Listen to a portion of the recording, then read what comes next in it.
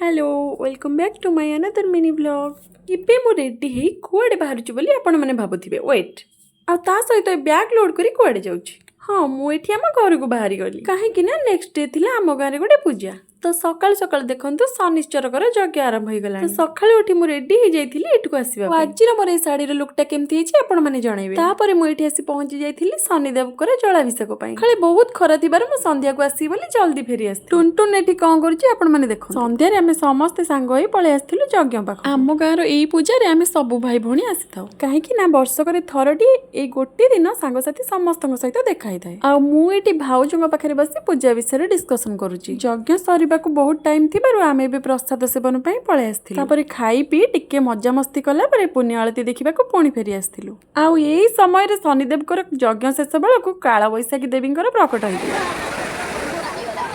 देखायबो next video रे जय जगन्नाथ।